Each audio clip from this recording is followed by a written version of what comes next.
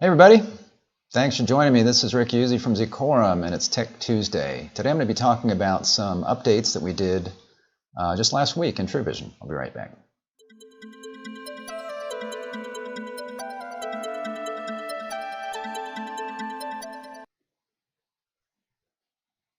Hi, again, thanks for joining me for Tech Tuesday.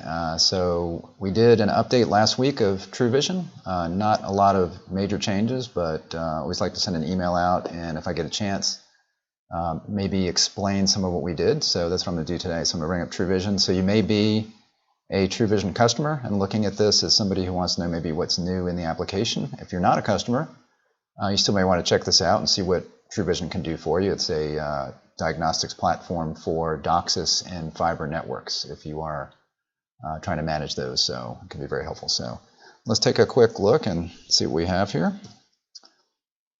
So what I'm using today are screenshots since I'm using a live system, so I had to blur out some stuff. So I'm going to go through some screenshots here. So this is what you, when you log in for the very first time, or first time in a day, let's say daily, you'll get this main screen, and normally you can query customers, and you can go to the network navigator here, which I'm going to talk about in a minute. But in this case, I'm going to be talking about one of the changes that we made, which we added to one of the reports. If you go up here to the reports and click that, and these two particular reports here, your upstream MAC domain bandwidth and downstream MAC domain bandwidth, we added a couple of averages here, which some people have requested. A lot of times when we make changes to TruVizion, it's requests from customers. So that's what we did here. So I went ahead, and when I was making the screenshots, I clicked on the upstream MAC domain. And when you get this, you'll get your report form that you can complete. You want to select a CMTS. In this case, there's just one. So any or that one I would select. Then you can select your start date with defaulting to when I did this yesterday, which was the 16th. So you can leave it as it is, or I've selected the 1st. And then once you select those items, you click Run, and your report will run. So that's what we're looking at here. So what we added, again, you see the upstream max figure and the upstream average figure, and that's good to know. So that's kind of your max transfer during this time frame, and then your average transfer during this time frame. So that's good information to know. What people asked for was an average, and that's important to know as well, because that kind of gives you a good idea of the actual utilization that you're looking at if you're trying to kind of plan how much throughput you have on that particular MAC domain. So here again, you're seeing that, and you can sort by any of these. So let's say I want to look at my upstream average on that. I can click that and sort, and that's showing me then from highest to lowest. So again, that's good for planning purposes, or just if you're trying to get a handle on how much usage you have in your MAC domains, trying to maybe balance those out.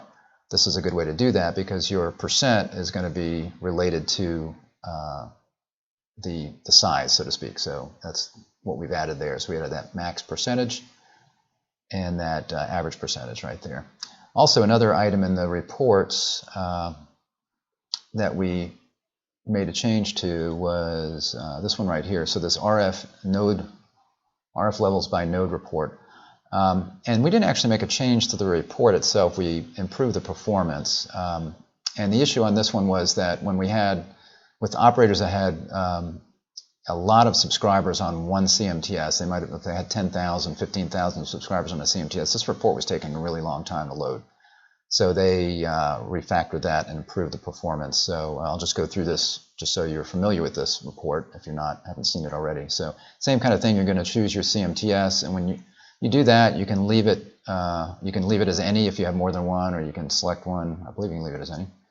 And then you've got, maybe not in that case, but then you can leave the nodes by any, and or you can select one. In this case, I left it as any. You can also, if you have active legs identified in the system, then you can choose an active leg as well, or you can leave that as any. And then some other things you can do here, you've got, you can see you've got the modem's health, so you can look at all the modems on this node, or if you wanted to look at only those that are offline, you can do that. That can be helpful at times. Maybe you got an outage or something, you're wanting to see if you've got an unusual number of modems offline. You can look at only those that have an alert, and that would be an alert on something like RF levels, like SNR or upstream power, downstream power, that kind of thing. And then you've got, also here you can check your vendor, or select a vendor. So for example, I could select any one of these vendors. That might be if you had maybe a recent firmware update and something's not quite right. You want to see if all particular modems of a particular manufacturer or a model are impacted. So for example, I selected ARIS, and then once you select ARIS, you can leave that as any models, or you can select a specific one if you wanted to. I left it any in this case. And then once you've got all that selected, again, you're going to click Run, and that report's going to pull up. So again, we didn't make a change to this report. We just made it where it's going to load faster if you're on a very large CMTS. I don't think it was really that noticeable for a CMTS that maybe had 3,000 or 4,000 devices. But again, if you were up to 10, 15,000, I think it was taking a long time. So you can see here the sort seems to be by name, and in this case, what we're seeing here at the top, since they're numbers really, are unauthorized modems, meaning modems that we see these as modems that don't have a customer name or address. So they're just devices that are on the network. It could be that this particular operator didn't put the name and address in there, although generally we're either integrated with their billing system or they're putting it in via file or entering it manually, and they're usually putting in that information. So sometimes it can be devices where somebody just buys something at the store, they plug it in, and they don't call the cable operator, and it's going to come online with, we'll set it like a no service config where they're not really going to get any service, but the device is showing online. Or it could be that the customer account information was deleted and the modem was not, so it's sitting in there. We don't know why. But again, I can sort, I can go ahead and sort here. In this case, whoops, over here, I sorted by upstream transmit power. And when I click that, it's going to sort by that. And you can see in this case, it did pull up. I blurred it all out, but it did pull up some customer information with their name, address, city. And these are going to be my worst values for upstream transmit power on this node. And you can see these are all really, really high here. So they're all in red. You've got some other things you can look at here for each one of these subscribers. So I can see some of them are in a warning stage, not necessarily an alert stage, yellow here. And again, you've got your customer information here. And anytime you see one of these reports where you've got subscriber information, you can click on the subscriber and it will pull up their cable modem diagnostic screen, and then you can drill in on that particular subscriber and see everything that's going on. So in this case, I'm also going to show right here the same report. You can get there another way. So I'm on the CMTS screen now. I just had clicked over and went to the CMTS screen. And I'm looking at my modem status by node. So on this panel, or on this particular screen, we've got modem status by node. We also have modem status.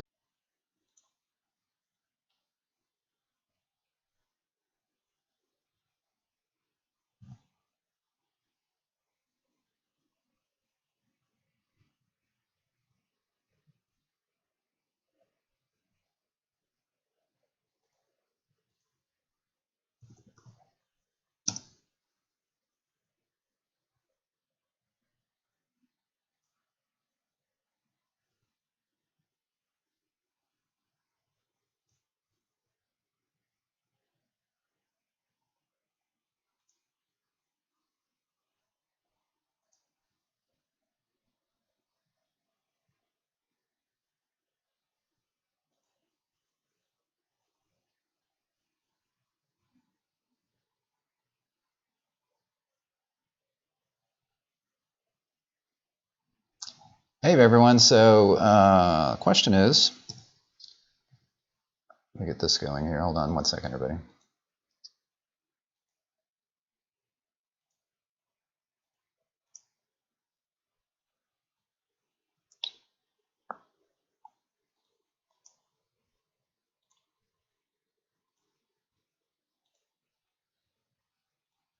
Okay, so I think I'm back online now.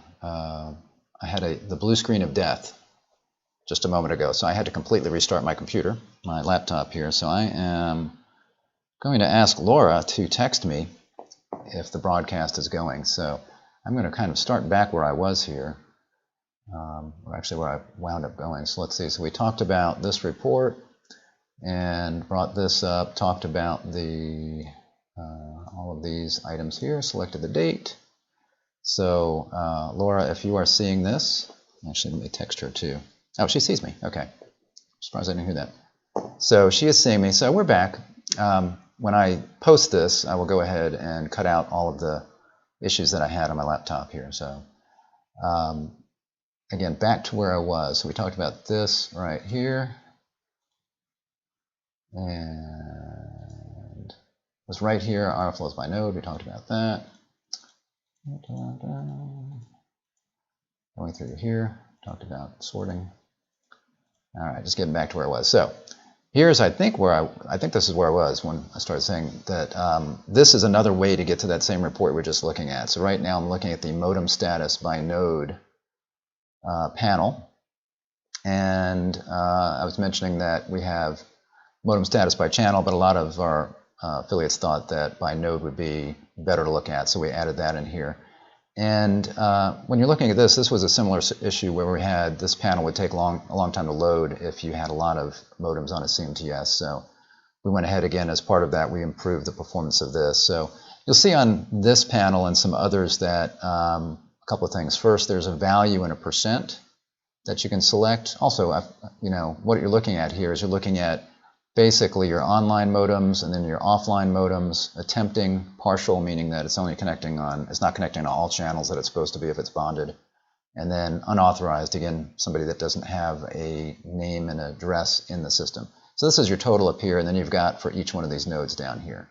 So you can pretty quickly see in this panel if you've got any issues, because these numbers will turn yellow and red if they reach a certain threshold. So we don't have any problems here, but again, you've got a value in a percent. Sometimes the percent is helpful. You've got that on some of these other panels here, like bandwidth utilization and your modem status by channel.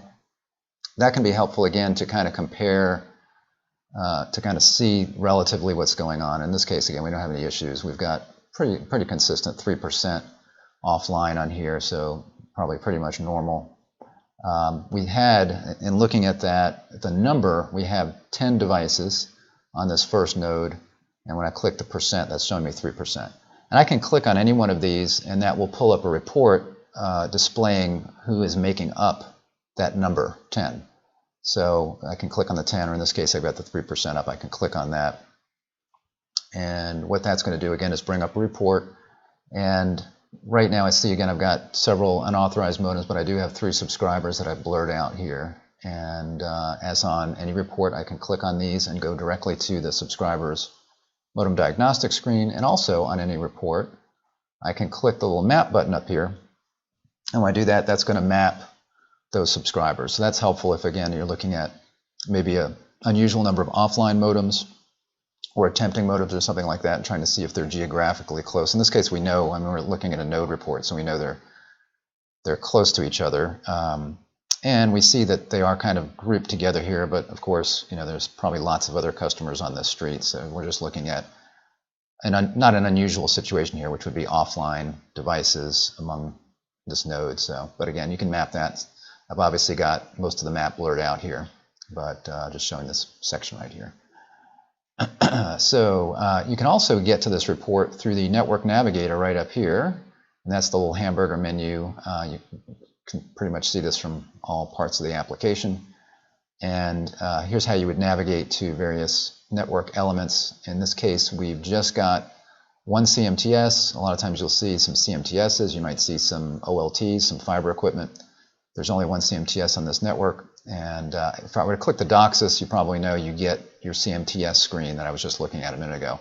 Or I can click the down arrow. When I click the down arrow, then that's going to expand, and I can get some information on my MAC domains. I can plot some MAC domain charts, I believe is what pulls up there. And I've got nodes. If I click nodes here, I'm going to get to that same report that I was just looking at for all nodes, or I can, again, click the down arrow, and I can select a specific node right here. So that's just another way to get to that node report, is through the Network Navigator. And I also want to show something else that we added on the fiber side for, and this is for Calyx equipment and probably Adtran too. And let me mention also that in this last update, we had several things that we added support for Adtran 9500. So if you have a 9500, and if you're a a Zecorum customer already, have a 9500, contact your business account manager and they can get you set up where we can start viewing that information in TruVision. This is a Calyx system here, so same thing. If you have DOCSIS and don't have Calyx, but you've got Calyx equipment, we can get you set up for that as well. If you're not a TruVision user and need to see any of this information, send an email to info@zecorum.com or give us a call. We're happy to get you set up with TruVision. Let you try it for 30 days if you want to do that. So again, we're looking here at the ONT diagnostic screen, and one of the things that we have improved here, because this is where we're still adding a lot on the fiber side. We started with DOCSIS, we've been adding fiber. We've got the OLT screen up this year with the full view or aggregated view of statistics from the OLT, and this is the ONT screen here. And this is still being worked on, where we're showing, we need to show the proper map pin color here. You can see this device has got some issues here. There's some red and yellow. But what was corrected was on the drill-in feature here. When I drill in on the map, it is reflecting the correct colors here. So all of the devices that would be surrounding this, and there's more surrounding it, I've got everything blurred out, but all of the devices that would be surrounding this will be correctly color-coded with the if they're under an alert or a warning stage. So in this case, here's my customer, and you can see their information right here. And then you can always click on another map pin and you can pull up their information. I noticed that for this particular operator, all these folks are in apartments. So a lot of them are having an issue right now. You can see this is a particular apartment. You can see it's one of two. And I clicked on some of these and it was one of 37 or something like that. So when you have, sometimes at these apartments you'll have, the way it's just geocoded is that all of them, every apartment is located in the same place on the map. So when you see that, you'll have one of however many here, and you can page through that, and then you'll see the address change. In this case, the apartment numbers might be changing as you go. So again, these now reflect the proper state of the device. And on any of these, so if you're clicking through, a lot of times the way it would really normally work if it's not an apartment is you'll have a whole set of map pins around here that are, freestanding homes or whatever. In which case you can click on the individual map pins, and in this case you can click the arrows, and in any of those, regardless of how you're doing it, whenever you get to that subscriber you want to look at, you can click view detail, and that will pull up that subscriber. So if you get to the map by clicking on the map, little map, let me go back where I was here. So if you click on a map by getting here, and then get to this state, this will show you your customer right here. You can click on any other customer and click View Detail, and then you can pull up that customer as well. So again, that's a nice helpful thing for you to do, to be able to see who is in the area that might be experiencing the same problem. And you can always click on the Report tab up here to pull that into a list. And anytime you have the Report tab pulled up, or really in this case it will do the same thing, you can always download a CSV file, or you can print that in order to maybe hand that to somebody to take a look at it. So, all right, well that's it for those particular items. Again, the other three things that we did were related to the Adtran 9500, and I don't think we have any of those significantly in production right now, so that does not, that's not really relatable to a lot of you folks. But if you do have one, give us a call. We'd love to get you set up on that, because it is now a supported platform. Apologize for the blue screen of death on my end. That's the second time that's happened recently. One time, though, thankfully, the time a few weeks ago was before the broadcast, and I was able to get the system back up before I started. So I don't know what's going on there. It's a little concerning. But I will be back next week, hopefully with a stable system here. I'll be back next week, and my special guest, I was supposed to do that today. I forgot to mention at the outset of this, if you tuned in for it. I was going to be talking with Rebecca Johnson from Numerical today, who is an expert on Stir Shaken, which is the policy in the FCC that they're putting together to try to prevent caller ID fraud related to robocalls, those kinds of things. So she's going to be joining me next week. She had something come up, so we will be talking next week about that. That'll be next Tuesday at 3 o'clock, so I hope you can join me. And if you would like to subscribe, go ahead and hit the subscribe button and ring the bell. And if you like the fact that the broadcast stopped in the middle, you can click the little thumbs up. Hopefully, hopefully that won't happen again. But I will go ahead, like I say, I will go ahead and edit this video. So you may be watching the video, and it's like, oh, I didn't really see that much. But it's because I edit it for the recording. So I'll edit it when I'm done here, and I'll cut out all the mess in the middle where I lost the signal. So thanks for joining me, and I'll be back next week. Take care. Bye-bye.